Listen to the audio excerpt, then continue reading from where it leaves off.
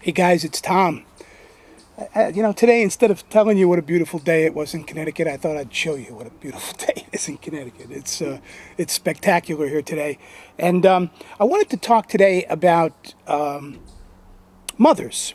Tomorrow, here in the U.S. anyway, it's Mother's Day, and I got a message from Savvy Symbiont, who's somebody who I've followed and who's been a subscriber of my videos for a long time, and he said, "Hey, it's Mother's Day. Why don't you tell us about your mother?" I thought, "Oh, that's a good idea. I'll tell you about my mother." I can't tell you all about my mother, because if I told you all about my mother, we'd be here for a long time. Because my mother was a very, very interesting woman. I say was because my mother's been dead now for 5.5 years. She died in March of 2001. She was not quite 89 at the time. Died of lung cancer. And she died of lung cancer predominantly because my mother was a smoker all of her life. And smoking was part of my mother's persona. My mother was a pretty dramatic person. She was born in Sicily and came to America when she was 1.5 years old. And that story in itself is like the first act of an opera. Because my mother was the second daughter in her family. Her older sister was about 4 years older than she. And when my mother's parents left this little town, Buccheri, a little town in southeastern Sicily, they could only afford to take one of their children with them. Actually, they really didn't want to take either of their children with them. They decided that what they would do is to leave their daughters with the nuns. This was a big deal back in Sicily then, and I have to stop this now because there's the phone. So I'm sorry, where was I? So my grandparents went to the nuns and said, "Hey, we're gonna go to America." You know, this was let's see, this would have been 1914. We're gonna go to America and we're going to make our fortune. You know, the new world, but we're not going to be able to take these two little girls with us. So let us leave them with you. The nuns said, "We'll take the big one, we won't take the little one. She's too young, 18 months, we don't want her." So that's what they did. They left my aunt with the nuns and brought my mother over to America. They landed in New York and moved to Lawrence, Massachusetts, which was the place where a lot of Sicilians from their village and from the general area came to. This was what immigrants did then, huh? They moved into places where people had gone before them, scouted out the area, got jobs, told them there was work, and they moved to Lawrence. Well, let me just say that my mother never met her sister until 43 years later. And that central fact made a huge difference in my mother's life. The fact that she had been brought here to America and that her sister had been left there was a source of tremendous emotional turmoil for my mother. She communicated with her sister throughout their lives. Eventually, they came here. Well, there are a lot of stories, but eventually her sister came here to visit. Only after her mother died, only after my grandmother died, would my aunt come from Sicily to visit. These are Sicilians, after all. You know, they do have these tremendous deep beliefs and know how to hold a grudge. They're excellent at holding grudges. So that fact made a huge difference in my mother's life. And my mother, her family lived in Lawrence, Massachusetts until she was about 14, at which time the work in Lawrence in the shoe factory. They were making shoes back then in this huge shoe factory, which is still there in Lawrence, but is now a mall or something. And moved to New York. And they moved to New York, the Lower East Side of New York. It would have then been 1928 or so. 1926, I'm sorry. And my mother, who was then in the 8th grade, was unable to get into school right away when they moved from Massachusetts to New York. And so she was going to have to miss a year, have to essentially be put back a year in school the next year when school began.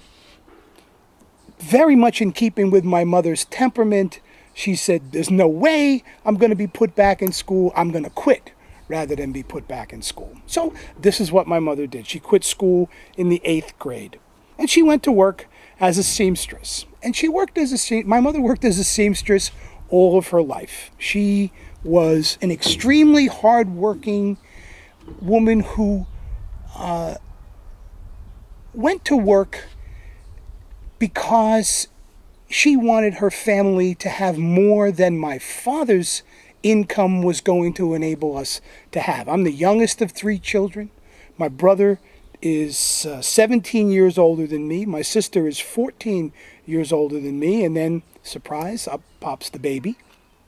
And so when my brother and sister were growing up, my mother wanted better for them than my father's salary could provide. And so she went to work. This was not a common thing, particularly among well, it just was not a common thing. Women did not work outside the home, but my mother also loved to work. She loved the freedom that working gave her. She loved that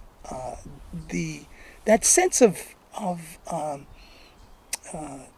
independence, and she was a very important person in the factory in which she worked, and that meant a lot to her. So her work meant a great deal. I came along. My parents were older. My mother was 36 when I was born, and having older parents was interesting for me because I was of a different world than my parents' generation and my siblings' generation. And my mother encouraged a great deal of independence in me. Partially because she worked. I was before there was such a thing as latchkey kids, I was a latchkey kid.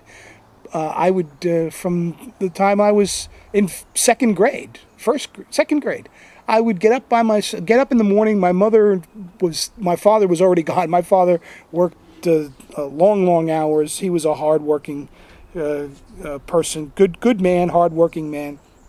He was already gone by the time I'd get up and get going in the morning, and my mother would make sure I was up and ready to go to school, and that would be it. She'd be gone, and I'd have to get myself to school. We had a little house in the Bronx, and I walked to school and would lock up and leave in the morning and come home after school and had my own key and got in, and there was nobody home from the time I got home for a couple of hours after I got home. So independence was something that was built into our family structure, and my mother certainly encouraged it because my mother was not her form of nurturance was a very old world form of nurturance. Go ahead, do it. Go do it yourself. Go ahead. Yeah, you want to do that? Yeah, go ahead, do it. This kind of mothering was also unusual. You know, a lot of my friends had mothers who were sort of, a little more in that kind of Leave It to Beaver, Donna Reed kind of world. My mother was not the Leave It to Beaver, Donna Reed mold. She was much more, she smoked, like I said earlier, she smoked Camels with a filter, with a cigarette holder.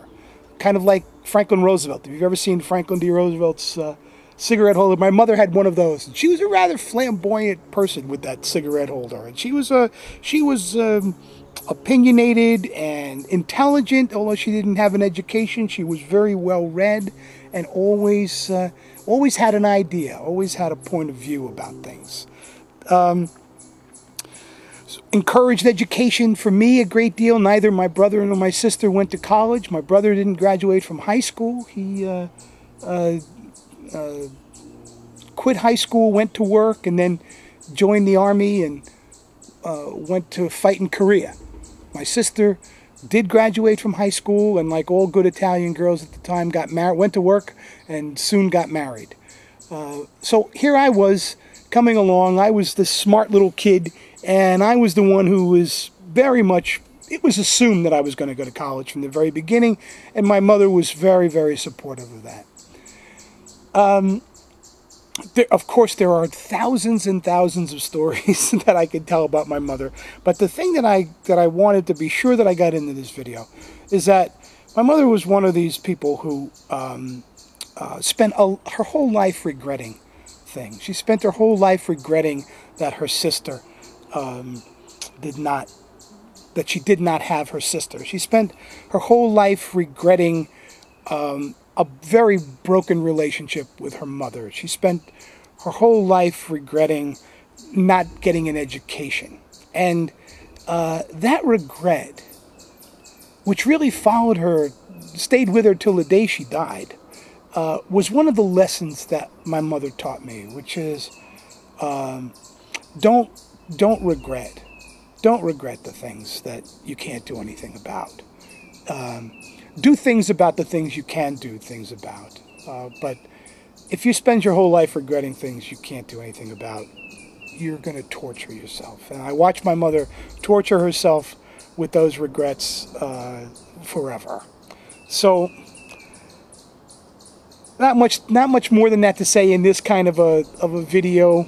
Josie, my mother's name was Josie. Josie, I miss you. You were a crazy old lady. We would tell her that she was a crazy old lady all of her life, and she laughed and had a great sense of humor about that. But she was, in fact, a crazy old lady, that's for sure. So happy Mother's Day to all the mothers out there. You know, it's something we all have, a mother. And somebody once said, yes, we all have one mother. Thank goodness that's all we can survive is just one. We've made the relationship between mothers and children extraordinarily complicated in our society. If you look back at what mothers are like in nature, mothers have their young, get them ready to live, and then out they go. Us, it's a little different. So happy Mother's Day, and take care. Bye-bye.